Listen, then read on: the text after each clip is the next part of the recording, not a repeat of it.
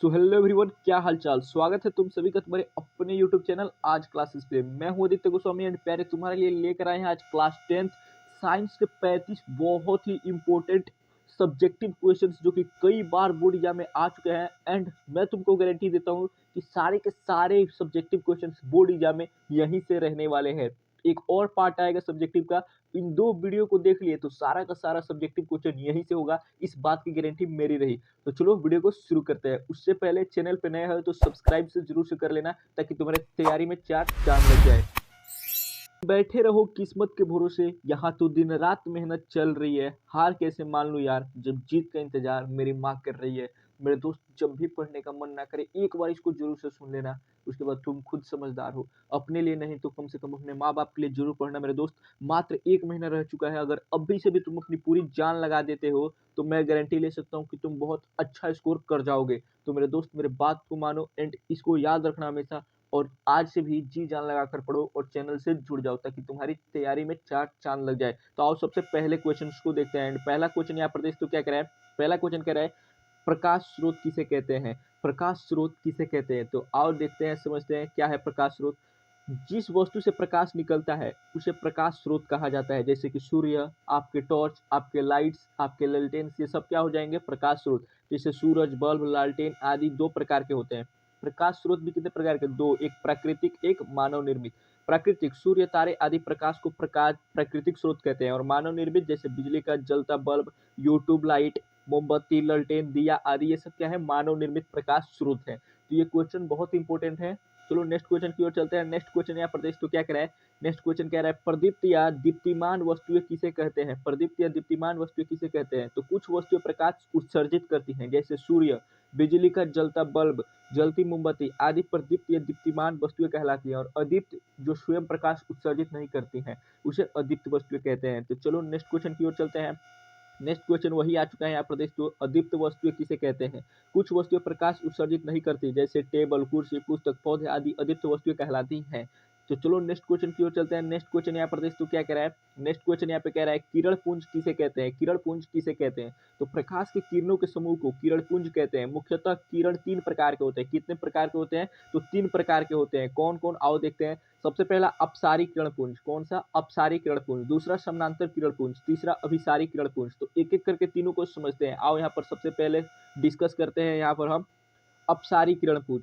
इस प्रकार के किरणपुंज में प्रकाश की किरणें एक बिंदु स्रोत से निकलकर फैलती है। यहाँ से देख तो एक बिंदु स्रोत से निकलकर अलग अलग दिशाओं में फैलती हैं, उसे कहते हैं हम अपसारी किरणपुंज।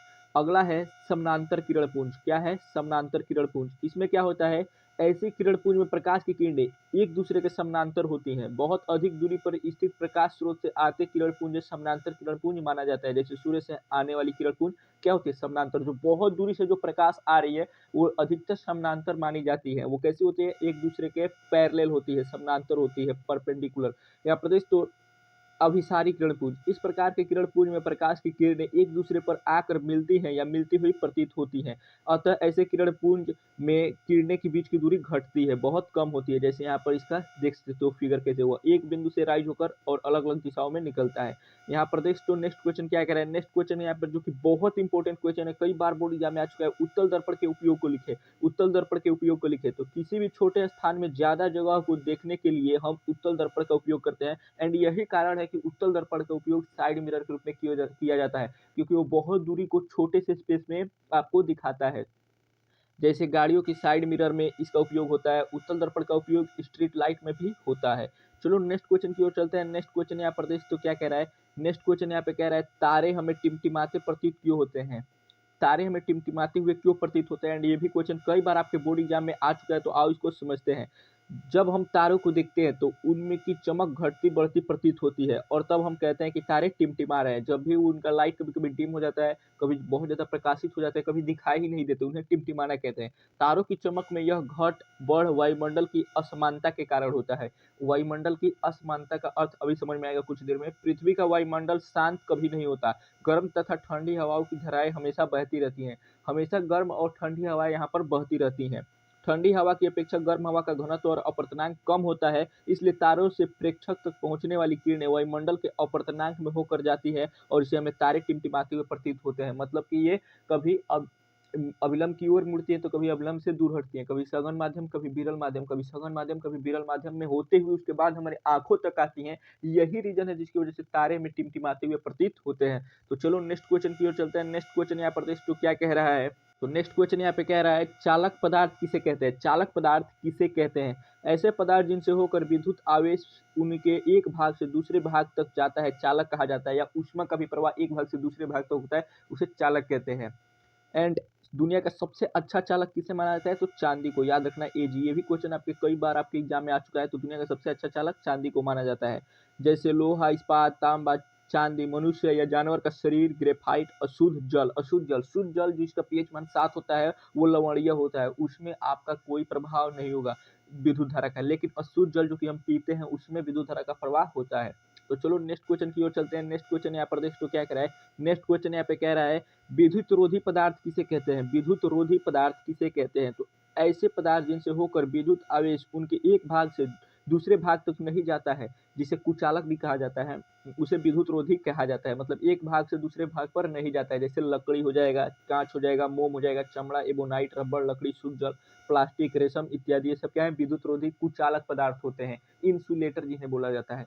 चलो नेक्स्ट क्वेश्चन की ओर चलते हैं। नेक्स्ट क्वेश्चन यहाँ पर देख तो क्या कह रहा है। नेक्स्ट क्वेश्चन यहाँ पे कह रहा है प्रतिरोध किसे कहते हैं। ये क्वेश्चन भी कई बार आपके बोर्ड एग्जाम में आ चुका है, देखने को मिल चुका है। तो आओ समझते हैं। किसी चालक का वह गुण जो उसमें होकर धारा के प्रवाह का विरोध करता है। किसी भी चालक का वह गुण जो उसमें प्रवाहित होने वाली धारा का विरोध करता है, यानी उसे रोकता है, उस पदार्थ का विद्युत प्रतिरोध या केवल प्रतिरोध कहलाता है। प्रतिरोध का ऐसा ही मात्रक ओम होता है। क्या होता है? ओम होता है। ओम क्यों? क्योंकि प्रतिरोध को सबसे पहले परिभाषित ओम ने ही किया था, अपने नियम से सत्यापित किया था, V बराबर I आर। ये फॉर्मूला उन्हीं ने दिया था। एंड इसे प्रूव करने के लिए भी आपके एग्जाम में आता है 5 नंबर में। तो सब्जेक्टिव क्वेश्चन का 5 नंबर वाले क्वेश्चन का एक डिटेल वीडियो चाहते हो तो नीचे जरूर कमेंट करना, प्यारा सा कमेंट। तो आओ और समझते हैं इसके बारे में क्या कहा जाता है। तो यहाँ कह रहा है प्रतिरोध किसी पदार्थ का गुण है परंतु प्रतिरोधक नहीं। प्रतिरोधकता का ऐसा ही मात्रक ओम मीटर होता है। याद रखना, प्रतिरोधकता का ऐसा ही मात्रक ओम मीटर होता है। चलो नेक्स्ट क्वेश्चन की ओर चलते हैं। नेक्स्ट क्वेश्चन यहाँ पर देख तो क्या कह रहा है। नेक्स्ट क्वेश्चन यहाँ पे कह रहा है विद्युत बल्ब की संरचना बताए। विद्युत बल्ब की संरचना बताए। एंड यहाँ से 2-3 से ऑब्जेक्टिव तो आसानी से इसी सब्जेक्टिव क्वेश्चन से 2-3 ऑब्जेक्टिव भी तुम्हारा तैयार हो जाएगा। इसीलिए कहा जाता है सब्जेक्टिव पे ज्यादा ध्यान दीजिए, ऑब्जेक्टिव ऑटोमेटिक क्लियर होता चला जाएगा। तो आओ समझते हैं विद्युत बल्ब की संरचना। यहाँ पर तो विद्युत बल्ब में एक टंगस्टन की पतली तार की छोटी सी ऐंठी कुंडली होती है। तो यहीं से सबसे पहला क्वेश्चन एराइज होता है कि कुंडली में, विद्युत बल्ब के कुंडली में कौन सा तार उपयोग किया जाता है? तो याद रखना टंगस्टन का, जिसे तंतु या फिलामेंट कहते हैं। यानी कि तंतु या फिलामेंट किस तार का बना होता है? तो टंगस्टन का। सबसे पहला क्वेश्चन जो कि बिहार बोर्ड में 4 से 5 बार आ चुका है। यह तंतु मोटे आधारित तारों द्वारा धातुओं के 2 स्पर्शक बटन से जुड़ा होता है। तंतु एक कांच के बल्ब में बंद रहता है। बल्ब के अंदर निम्न दाब पर नाइट्रोजन गैस भरा होता है। ये भी क्वेश्चन पूछा जाता है कि नाइट्रोजन गैस क्यों भरा जाता है। अगर इसमें निष्क्रिय गैस ना भरा जाए, नाइट्रोजन ना भरा जाए, तो ये वायु की उपस्थिति में रिएक्शन करके और इसमें जंग लग जाएगा, जिससे इनका संक्षारण हो जाएगा एंड ये खराब हो जाएंगे बल्ब बहुत ही जल्दी। इसीलिए इनके अंदर नाइट्रोजन गैस भरा जाता है और आर्गन जैसे निष्क्रिय गैस का मिश्रण भरा रहता है। फिलामेंट में हवा के माध्यम में धारा की प्रवाहित कराई जाए तो यह हवा की ऑक्सीजन से संयोग कर भंगुर हो जाएगा, यानी कि टूट जाएगा, इसमें इसका संक्षारण हो जाएगा। इसीलिए फिलामेंट जिस बल्ब के भीतर व्यवस्थित रहता है उसकी हवा निकाल कर उसमें निष्क्रिय गैस भर दी जाती है ताकि संवहन द्वारा ऊष्मा की हानि कम हो।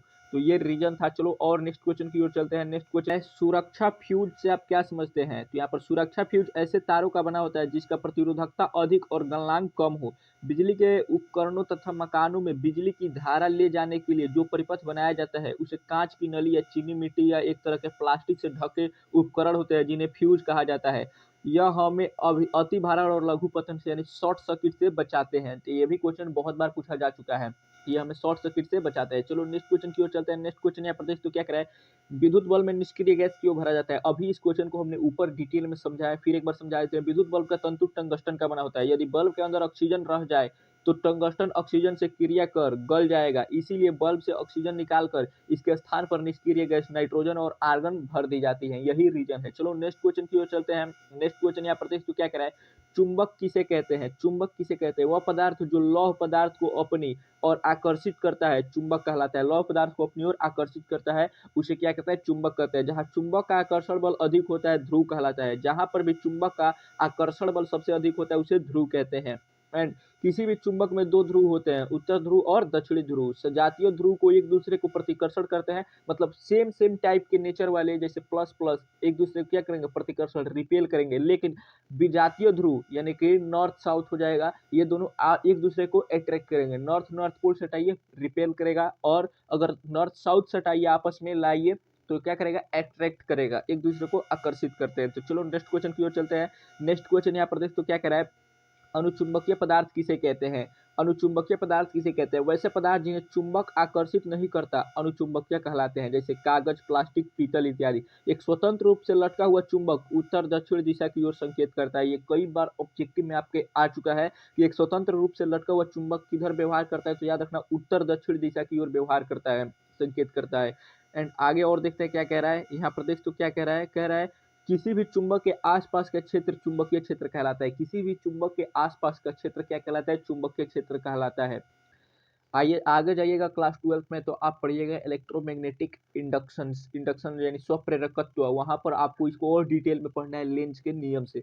यहाँ पर देखो चुंबकीय क्षेत्र को चुंबकीय रेखाओं द्वारा दर्शाया जाता है। चुंबकीय रेखाएं कैसी होती है, काल्पनिक रेखाएं होती है, इन्हीं के द्वारा इनको दर्शाया जाता है। एक और क्वेश्चन आपके बोर्ड एग्जाम में कई बार पूछा जा चुका है, चुंबकीय रेखाएं एक दूसरे को क्यों नहीं काटती हैं। तो इसका नीचे कमेंट करके जो भी सबसे पहले आंसर बताएंगे उनके कमेंट को किया जाएगा पिन। एंड ये बिहार बोर्ड का सबसे इंपॉर्टेंट क्वेश्चन है। तो आओ यहाँ पर आगे देखते हैं क्या कह रहा है।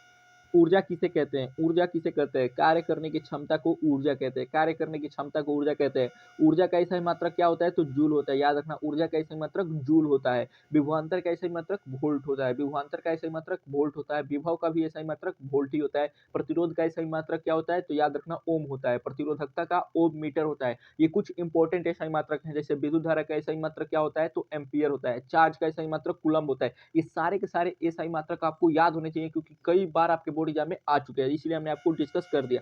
चलिए नेक्स्ट क्वेश्चन की ओर चलते हैं। नेक्स्ट क्वेश्चन यहाँ पर दोस्तों क्या करे, एक अच्छे ईंधन के गुणों को लिखे। एक अच्छे ईंधन के गुणों को लिखे। एक अच्छे ईंधन के निम्नलिखित गुण है, जो आसानी से उपलब्ध हो, जा सस्ता हो, जो अधिक धुआं उत्पन्न ना करे, जिसका भंडारण और परिवहन आसान हो, जो जलने पर अधिक ऊष्मा दे, जिसके जलने से कोई विषैला धुआं उत्पन्न ना हो, एक अच्छा ईंधन कहा जाता है।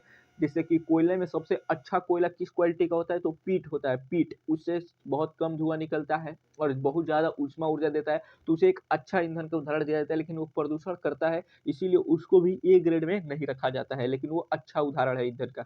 चलिए नेक्स्ट क्वेश्चन की ओर चलते हैं। नेक्स्ट क्वेश्चन यहाँ प्रदेश तो क्या कह रहा है, नेक्स्ट क्वेश्चन यहाँ पे कह रहा है, जीवाश्म ईंधन किसे कहते हैं। जीवाश्म ईंधन किसे कहते हैं, तो करोड़ों वर्षों तक पृथ्वी के सतह में गहरे दबे हुए पौधे और पशुओं के अवशेषों द्वारा प्राप्त ईंधन को जीवाश्म ईंधन कहा जाता है। ऐसा माना जाता है कि आज से करोड़ों वर्ष पहले कोई प्राकृतिक आपदा आई होगी, जिसकी वजह से सारे पेड़ पौधे वृक्ष मनुष्य सब कुछ दब चुके होंगे जमीन के अंदर, और धीरे धीरे उनके ऊपर मिट्टी की लेयर बनती गई, और नीचे जाते गए, नीचे जाते गए, और जितना नीचे जाइएगा आपके दाब बढ़ेगा और आपका ताप भी बढ़ेगा, जिसकी वजह से हमारा अवशेष जो बचा हुआ था वो धीरे धीरे ईंधन में बदलना शुरू हो गया। ईंधन में बदलते बदलते उसे जीवाश्म ईंधन कहा जाता है। एक बहुत लंबी प्रक्रिया है, जैसे कोयला, पेट्रोलियम और प्राकृतिक गैस, जितने भी कोयले बने होते हैं सब गाछ वृक्षों के बने होते हैं। अधिक दाब और ताप पर जाकर ये कोयला का निर्माण करते हैं। तो चलिए नेक्स्ट क्वेश्चन की ओर चलते हैं। नेक्स्ट क्वेश्चन यहाँ प्रदेश तो क्या कह रहा है, पवन पवन ऊर्जा क्या है। पवन ऊर्जा क्या है, यहाँ प्रदेश तो पवनों से प्राप्त ऊर्जा को पवन ऊर्जा कहा जाता है। यह नवीकरणीय या पुनः पूर्ति योग्य संसाधन है। जैसे कि आपने भी देखा होगा विंड मिल लगे होते हैं राजस्थान जैसे क्षेत्रों में।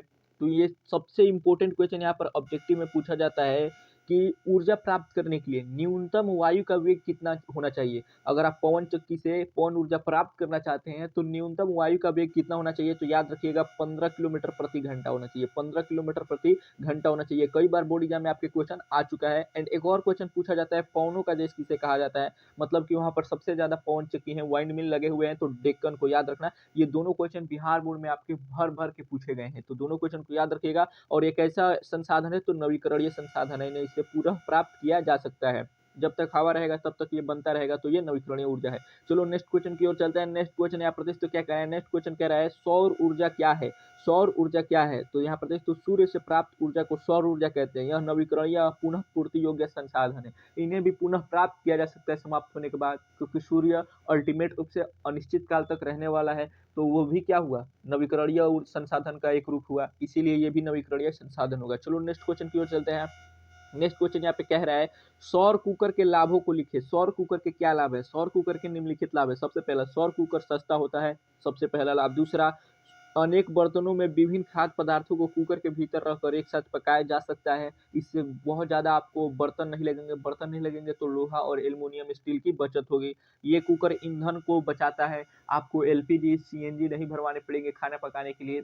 आप इसे आसानी से छत पे रख के और पका सकते हैं सूर्य के प्रकाश से। यह धुआं भी उत्पन्न नहीं करता है, इसीलिए बहुत सारे फायदे हैं सोलर कुकर के। चलो नेक्स्ट क्वेश्चन की ओर चलते हैं। नेक्स्ट क्वेश्चन यहाँ पर देखो तो क्या कह रहा है। नेक्स्ट क्वेश्चन यहाँ पे कह रहा है नवीकरणीय ऊर्जा किसे कहते हैं? नवीकरणीय ऊर्जा किसे कहते हैं? वैसा ऊर्जा स्रोत जिन्हें हम बार बार प्राप्त कर सकते हैं, नवीकरणीय ऊर्जा स्रोत कहलाते हैं। जैसे पवन ऊर्जा, नाभिकीय ऊर्जा, ये सब क्या हुए? नवीकरणीय ऊर्जा के रूप हुए, उदाहरण हुए। यानी कि एक बार ये समाप्त हो गए तो उन्हें हम पुनः प्राप्त कर सकते हैं, लेकिन अनवीकरणीय ऊर्जा एक बार समाप्त हो गए तो इन्हें पुनः प्राप्त करने में लाखों करोड़ों वर्ष लग जाएंगे, जैसे कि कोयला, पेट्रोलियम, ये सब अनवीकरणीय ऊर्जा स्रोत हुए। चलो नेक्स्ट क्वेश्चन की ओर चलते हैं। नेक्स्ट क्वेश्चन यहाँ पर देख तो क्या कह रहा है। नेक्स्ट क्वेश्चन कह रहा है भौतिक परिवर्तन किसे कहते हैं? भौतिक परिवर्तन किसे कहते हैं? वह परिवर्तन जिसमें पदार्थ के भौतिक गुणों में परिवर्तन होता है परंतु रासायनिक गुणों में कोई परिवर्तन नहीं होता, उसे भौतिक परिवर्तन कहते हैं। यानी कि रासायनिक गुण उनका वैसे का वैसे ही रहा, ऊपर से उनकी ढांचा बदल गई, यानी कि भौतिक परिवर्तन हो गया, उसे हम कहते हैं भौतिक परिवर्तन। उदाहरण के लिए बल्ब जलना, वो सिर्फ ऊपर से उनका परिवर्तन हुआ, भौतिक परिवर्तन। मैकेनिकल कोई केमिकल चेंज उसमें नहीं हुआ है। जल में नमक का घुलना, मोम का पिघलना, जल का वाष्पीकरण, फलों से सलाद बनना, मक्खन का बर्तन में पिघलना, ये सब क्या हुआ? भौतिक परिवर्तन है। एक और सिंपल तरीके से आप समझ सकते हैं भौतिक परिवर्तन वैसे परिवर्तन जिन्हें पुनः उसी अवस्था में लाया जा सकता है जिस अवस्था से वो शुरू हुए थे। जैसे कि जल में नमक का घोलना, जल में आप नमक को घोल दिया और आप अलग करना चाहें तो वाष्पीकरण विधि द्वारा अलग भी कर सकते हैं, तो पुनः उसी स्थिति में ये आ जाएगा, इसलिए ये भौतिक हुआ। लेकिन केमिकल जो रिएक्शन होता है, केमिकल चेंज होता है, वो पुनः उसी अवस्था में नहीं आता है। जैसे दूध से दही का जमना, दही एक बार जम गया तो दही से आप फिर दूध नहीं बना सकते। तो ये सिंपल तरीका था। यहाँ पर एक और सिंपल तरीके से समझ सकते हैं, इसमें नए पदार्थ का निर्माण नहीं होता है, इसमें कोई भी नया पदार्थ नहीं बनता है। लेकिन केमिकल चेंज में नया पदार्थ बनता है, दूध से दही बनता है, दूध से माखन बनता है, लेकिन इसमें कोई नया पदार्थ नहीं बनता है, वही पदार्थ रहता है। यहाँ पर देख तो लेकिन रासायनिक परिवर्तन में नए पदार्थ का निर्माण होता है। चलो नेक्स्ट क्वेश्चन की ओर चलते हैं। नेक्स्ट क्वेश्चन यहाँ पर देख तो क्या कह रहा है, रासायनिक परिवर्तन किसे कहते हैं? रासायनिक परिवर्तन किसे कहते हैं, तो अब हमने आसानी से इसको डिटेल में समझ रखा है, तो एक बार सिर्फ पढ़ लेते हैं। वह परिवर्तन जिसमें पदार्थ के रासायनिक गुणों में परिवर्तन होता है परंतु भौतिक गुणों में कोई परिवर्तन नहीं होता, उसे रासायनिक परिवर्तन कहते हैं। जैसे दूध का दही जमना, लोहे पर जंग लगना, एक बार लोहे पर जंग लग गया तो पुनः आप सिर्फ उसी अवस्था में जैसे पहले लोहा था उस अवस्था में ला सकते हैं? नहीं ला सकते। इसीलिए कैसा चेंज हुआ? रासायनिक परिवर्तन हो गया। आयरन तथा सल्फर से आयरन सल्फाइड बनना, लकड़ी और कागज का जलना। चलो नेक्स्ट क्वेश्चन की ओर चलते हैं। नेक्स्ट क्वेश्चन यहाँ पर देख तो क्या कह रहा है। नेक्स्ट क्वेश्चन कह रहा है रासायनिक अभिक्रिया किसे कहते हैं? रासायनिक अभिक्रिया किसे कहते हैं? ये 2 नंबर में कई बार आपके बोर्ड एग्जाम में आ चुका है, तो बहुत इंपॉर्टेंट है, इसको ठीक से समझिएगा। यहाँ पर देख तो जब कोई पदार्थ अकेले या किसी अन्य पदार्थ से क्रिया करके भिन्न गुण वाले नए पदार्थ का निर्माण करता है, तब वह क्रिया रासायनिक अभिक्रिया कहलाती है। जब कोई पदार्थ अकेले या किसी अन्य पदार्थ से मिलकर एक भिन्न गुण वाले मतलब अपने से अलग गुण वाले पदार्थ का निर्माण कर दे, तो उसे रासायनिक अभिक्रिया कहते हैं। जैसे कि उदाहरण से समझते हैं, बहुत अच्छा से समझ में आएगा। यहाँ पर हमने लिया है H2 एंड Cl2, क्लोरीन और हाइड्रोजन अभिक्रिया करके 2HCl यानी हाइड्रोक्लोरिक अम्ल बनाता है। तो यहाँ पर एक से अधिक यानी कि 2 पदार्थ मिलकर अपने से एक नए गुण वाले पदार्थ का निर्माण कर दिए, अम्ल का निर्माण कर दिए, तो ये क्या हुआ? रासायनिक अभिक्रिया हुआ। तो इसको और डिटेल में हम समझते हैं। तो यहाँ पर और डिटेल में समझते हैं, देखते हैं यहाँ पर एक जो ये 2 अभिक्रिया में भाग लेते हैं उन्हें कहा जाता है अभिकारक। जो अभिक्रिया में भाग लेते हैं उन्हें अभिकारक या अभिकर्मक कहा जाता है। उसके फलस्वरूप जो बनता है उसे उत्पाद या प्रतिफल कहा जाता है। याद रखना, अभिकारक जो अभिक्रिया में भाग लेते हैं और उनके फलस्वरूप जो बनता है उसे प्रतिफल या उत्पाद यानी कि प्रोडक्ट कहा जाता है। जो रासायनिक अभिक्रिया में भाग लेते हैं उसे अभिकारक कहते हैं। जो पदार्थ रासायनिक अभिक्रिया के फलस्वरूप बनता है उसे उत्पाद कहते हैं या प्रतिफल कहते हैं। तो ये बहुत इंपॉर्टेंट है, ये दोनों क्वेश्चन भी 2 नंबर में पूछे जा चुके हैं, ऑब्जेक्टिव में भी कई बार आ चुके हैं, तो इनको याद रखना। और एक और यहाँ पर याद रखना, HCl क्या होता है? अम्ल, और इसका पीएच मान कितना होता है? 1.2 याद रखना। और सबसे खतरनाक अम्ल होता है ये। और अम्लों का राजा किसे कहा जाता है? सल्फ्यूरिक अम्ल को, H2SO4। चलो नेक्स्ट क्वेश्चन की ओर चलते हैं। नेक्स्ट क्वेश्चन यहाँ पर देख तो क्या कह रहा है, संतुलित रासायनिक समीकरण से आप क्या समझते हैं? एंड ये 2 नंबर में पूछा भी जाता है कि रासायनिक समीकरण को संतुलित करिए, तो कैसे करना है? अगर नहीं जानते हो तो बहुत ही आसान तरीके से आपको समझा देंगे। एक प्यारा सा कमेंट नीचे कर दो, sir how to solve chemical reactions in a coordinated way. तो हम बहुत अच्छा वीडियो बनाकर लाएंगे आपके लिए। संतुलित रासायनिक समीकरण वह जिसमें समीकरण के दोनों ओर प्रत्येक तत्व के परमाणु संख्या समान होती है, जिसमें दोनों ओर यानी कि अभिकारक में और प्रतिफल में दोनों ओर परमाणु के जो संख्या है वो समान होती है। मतलब इधर भी अगर 2 HCl है तो उधर भी 2 ही होंगे, अगर 2 हाइड्रोजन इधर है तो उधर 2 HCl जो बना है उसमें भी 2 ही हाइड्रोजन होंगे, इधर 2 Cl है तो उधर भी 2 ही Cl होगा। इसे कहते हैं संतुलित रासायनिक समीकरण। चलो नेक्स्ट क्वेश्चन की ओर चलते हैं। नेक्स्ट क्वेश्चन यहाँ पर तो क्या कह रहा है, संयोजन या संश्लेषण अभिक्रिया किसे कहते हैं? संयोजन या संश्लेषण अभिक्रिया किसे कहते हैं? वैसी रासायनिक अभिक्रिया जिसमें 2 या 2 से अधिक पदार्थ मिलकर एक नए पदार्थ का निर्माण करते हैं उसे कहते हैं संयोजन अभिक्रिया। जैसे 2 अभिकारक मिलकर एक नए भिन्न गुण वाले पदार्थ का निर्माण कर रहे हैं, इसे कहते हैं संयोजन अभिक्रिया। और इसके ठीक अपोजिट कर दो, उसे कहते हैं वियोजन अभिक्रिया। वैसी रासायनिक अभिक्रिया जिसमें एक पदार्थ टूटकर 2 या 2 से अधिक पदार्थ का निर्माण कर दे तो उसे वियोजन अभिक्रिया करेंगे। तो चलो नेक्स्ट क्वेश्चन की ओर चलते हैं। नेक्स्ट क्वेश्चन यहाँ पर तो क्या करें, रेडॉक्स अभिक्रिया किसे कहते हैं? रेडॉक्स अभिक्रिया किसे कहते हैं? किसी रासायनिक समीकरण में उपचयन और तथा अपचयन मतलब कि रिडक्शन एंड ऑक्सीडाइजेशन दोनों एक साथ हो, रिडक्शन एंड ऑक्सीडेशन दोनों एक साथ हो तो उस अभिक्रिया को कहा जाता है रेडॉक्स अभिक्रिया। बहुत आसान है याद करना। वैसी रासायनिक अभिक्रिया जिसमें रिडक्शन और ऑक्सीडेशन दोनों एक साथ हो उसे क्या कहेंगे? रेडॉक्स अभिक्रिया कहेंगे। यहाँ पर जैसे देख सकते हो कॉपर ऑक्साइड है और यहाँ पर हाइड्रोजन है, दोनों अभिक्रिया करके क्या कह रहे हैं, तो यहाँ पर देख सकते हो यहाँ पर हाइड्रोजन का ऑक्सीडेशन हो गया और इसका क्या हो गया, रिडक्शन हो गया कॉपर ऑक्साइड का। तो ये क्या कहेगा, रेडॉक्स रिएक्शन। चलो नेक्स्ट क्वेश्चन की ओर चलते हैं। नेक्स्ट क्वेश्चन यहाँ पर देख तो क्या कह रहा है, धातु किसे कहते हैं? धातु किसे कहते हैं? वह तो जो ऊष्मा तथा विद्युत का सुचालक होता है, का सुचालक होता है यानी कि चालन करता है, वही सही है। सुचालक होता है या चालन करता है उसे क्या कहते हैं? धातु कहते हैं। जैसे लोहा, कोबाल्ट, निकेल, कॉपर, जिंक ये सब क्या होंगे, विद्युत के सुचालक होंगे। जितने भी धातु होते हैं वो सारे के सारे विद्युत के सुचालक होते हैं और जितने भी अधातु होते हैं वो विद्युत के कुचालक होते हैं एक्सेप्ट वन, एक को छोड़ के, वो है ग्रेफाइट। ग्रेफाइट अधातु होते हुए भी विद्युत का सुचालक होता है। तो ये भी क्वेश्चन कई बार पूछा गया है तो इसको याद रखना। चलो नेक्स्ट क्वेश्चन की ओर चलते हैं। नेक्स्ट क्वेश्चन यहाँ पर तो क्या कह रहा है, अधातु किसे कहते हैं? वह तत्व जो ऊष्मा तथा विद्युत का सुचालन नहीं करते अधातु कहलाते हैं। जैसे carbon, oxygen, fluorine, chlorine, bromine, iodine ये सारे के सारे जितने भी अधातु हैं सब कुचालक होंगे। एंड यहाँ पर देख तो कैसे हम पहचानेंगे कि यह धातु है, तो जब भी आप उसका इलेक्ट्रॉनिक विन्यास लिखिएगा तो उसके बाह्यतम कक्षा में अगर 4 आए, 5 आए, 6 आए, 7 आए तो वो क्या होंगे, अधातु होंगे। याद रखना 4, 5, 6, 7 अगर जिस भी तत्व के बाह्यतम कक्षा में इलेक्ट्रॉनों की संख्या जब भी आप इलेक्ट्रॉनिक विन्यास लिखिएगा तो 4, 5, 6, 7 आए तो वो अधातु होता है। और जिसके लास्ट में 8 आ जाए तो वो उत्कृष्ट गैस होंगे, नोबेल गैस होंगे। एक्सेप्ट वन, एक को छोड़ के उसके लास्ट में 2 आता है फिर भी वो नोबेल गैस है, वो है हीलियम। याद रखना हीलियम। एंड कार्बन की परमाणु संख्या कितनी होती है, 6 होती है। और इस कैसा है, क्या है, तो कार्बन अधातु है। कार्बन के कितने अपरूप होते हैं, तो 3। कौन कौन से, तो हीरा होता है, ग्रेफाइट होता है और आपका एक होता है फुलेरीन जो उसमें 64 कार्बन की चेन होती है। तो चलो नेक्स्ट क्वेश्चन की ओर चलते हैं। नेक्स्ट क्वेश्चन यहाँ पर देख तो क्या कह रहा है, नेक्स्ट क्वेश्चन यहाँ पे कह रहा है उपधातु किसे कहते हैं? उपधातु किसे कहते हैं? वैसे तत्व जिनमें धातु एवं अधातुओं के गुण पाए जाते हैं उपधातु कहलाते हैं। ऐसे तत्व जिनमें धातु एवं अधातु दोनों के गुण पाए जाते हैं उसे क्या कहते हैं, उपधातु। जैसे सिलिकॉन, जर्मेनियम, आर्सेनिक। एंड तीनों के तीनों एग्जाम्पल तुम्हें विश्वास नहीं होगा बिहार बोर्ड में कई बार आ चुके हैं कि निम्नलिखित में से कौन उपधातु है। तीनों एग्जाम्पल को याद रखो, यहाँ से एक ऑब्जेक्टिव फंसने वाला है इस साल भी, इस बात की गारंटी मेरी रही।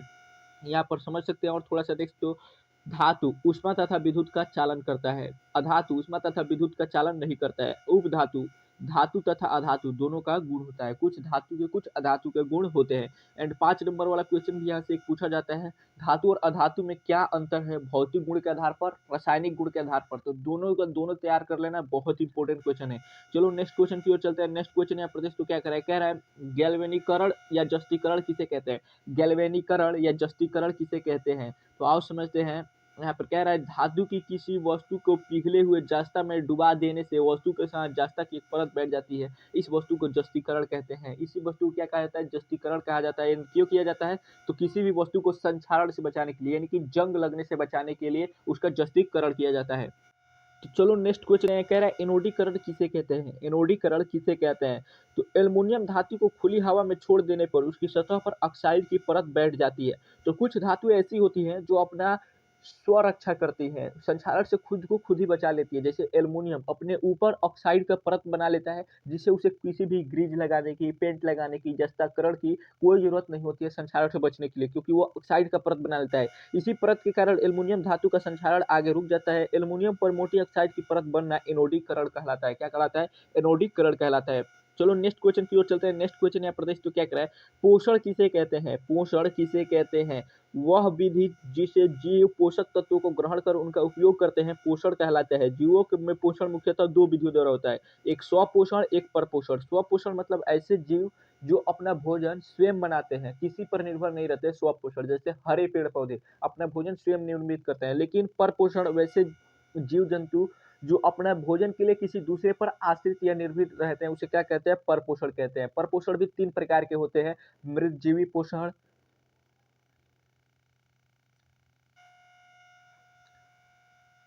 तो यहाँ प्रदेश तो मानव में कौन सा पोषण होता है? तो इसका आंसर तुम नीचे कमेंट करके जरूर से बताना कि मानव में कौन सा पोषण होता है। एक सिंपल सा क्लू दे देते हैं, इससे समझने में तुम्हें आसानी होगा। मानव ऐसे जीव हैं जो फर्स्ट इंजेस्ट देन डाइजेस्ट, मतलब पहले ग्रहण करते हैं फिर पचाते हैं। ऐसे डाइजेशन को क्या कहते हैं? नीचे कमेंट करके जरूर बताना। तो चलो नेक्स्ट क्वेश्चन की ओर चलते हैं। नेक्स्ट क्वेश्चन यहाँ प्रदेश से क्या कह रहा है? नेक्स्ट क्वेश्चन कह रहा है प्रकाश संश्लेषण क्या है? एंड ये कई बार आपके बोर्ड एग्जाम में आ चुका है, तो इसको याद रखना। प्रकाश संश्लेषण क्या है? जिस प्रक्रिया के द्वारा पौधे अपना भोजन तैयार करते हैं, उस मूलभूत प्रक्रिया को प्रकाश संश्लेषण कहते हैं। इस प्रक्रिया में पौधे सूर्य के प्रकाश की उपस्थिति में क्लोरोफिल, CO2 और H2O की मदद से अपना भोजन तैयार करते हैं। एक बार फिर से देख लो, ये चारों नाम कई बार पूछे जा चुके हैं कि प्रकाश संश्लेषण के लिए निम्नलिखित में कौन आवश्यक है, एंड ऐसे ऑब्जेक्टिव फ्रेम किया जाता है। तो सबसे पहला सूर्य के प्रकाश की उपस्थिति होनी चाहिए, दूसरा क्लोरोफिल होना चाहिए। एंड एक और क्वेश्चन यहाँ से पूछा जाता है क्लोरोफिल में कौन सा तत्व पाया जाता है? तो याद रखना मैग्नीशियम, याद रखना। एंड तीसरा CO2 और चौथा H2O। ये 4 चीजों की जरूरत होती है भोजन अपना तैयार करने के लिए पेड़ पौधों को। हरे पेड़ पौधों में प्रकाश संश्लेषण की क्रिया करने की क्षमता होती है। क्यों होती है? क्योंकि उनके पास क्लोरोफिल होता है जो कि सूर्य के प्रकाश को एब्जॉर्ब कर लेता है। कुछ पौधे में जो प्रकाश संश्लेषण की क्रिया नहीं कर पाते, वो मृत जीवी या परजीवी पोषण कहते हैं। जैसे अमरबेल का पौधा, ये परजीवी पोषण करता है। चलो नेक्स्ट क्वेश्चन की ओर चलते हैं। नेक्स्ट क्वेश्चन जो कि लास्ट क्वेश्चन है इस सेशन का। एंड वीडियो कैसा लगा, हेल्पफुल लगा कि नहीं, नीचे जरूर कमेंट में बताना। देख तो यहाँ पर लैंगिक जनन क्या है, लैंगिक जनन का क्या महत्व है, लैंगिक जनन का क्या महत्व है? तो यह जनन की एक प्रमुख विधि है। दुनिया में अधिकांश जीव इसी विधि द्वारा अपना जनन करते हैं, अपने जैसे संतान में वृद्धि करते हैं। लैंगिक जनन का एक सबसे बड़ा महत्वपूर्ण जो फैक्टर है, जो डिपेंड करता है, वो है विभिन्नता। याद रखना, विभिन्नता, अनुवांशिकी विभिन्नता। जैसे कि जितने भी जीव अलैंगिक जनन करते हैं, वो अपने ही समान आकारकीय रूप से और जेनेटिकल रूप से दोनों तरीके से अपने ही समान जीव का निर्माण करता है, जिसे क्लोन कहा जाता है। जैसे जितने भी हरे पेड़ पौधे होते हैं, उनके बच्चों को क्या कहा जाता है? क्लोन कहा जाता है। जितने भी वो संतति उत्पन्न करते हैं, उसे क्लोन कहा जाता है, क्योंकि उन्हीं के समान देखने में और अनुवांशिक रूप से होते हैं। लेकिन जो लैंगिक जनन करते हैं, वो थोड़ा सा डिफरेंट होते हैं उनसे, अपने जनक से थोड़ा सा डिफरेंट होते हैं। एंड जनन अपने जैसे संतति उत्पन्न करता है, जैसे लैंगिक जनन और अलैंगिक जनन। अलैंगिक जनन में एकदम डिट्टो का डिट्टो जीरोक्स होता है, जिसे समझ सकते हो, इसीलिए इन्हें क्लोन कहा जाता है। लेकिन लैंगिक जनन में कुछ विभिन्नताएं आ जाती है, अनुवांशिक विभिन्नताएं, और इसी अनुवांशिक विभिन्नता के लिए लैंगिक जनन जरूरी है, ताकि जो आपकी वैरायटी है जीवों की, वो बरकरार रहे। जो विभिन्न प्रकार के जीव पाए जाते हैं विश्व में, वो विविधता बनी रहे। तो कैसा लगा वीडियो, नीचे कमेंट करके जरूर बताना। एंड वीडियो हेल्पफुल लगा होगा तो अपने किसी दोस्त के पास जरूर से शेयर करना मेरे दोस्त। मिलते हैं अगले वीडियो में, तब तक के लिए जय हिंद।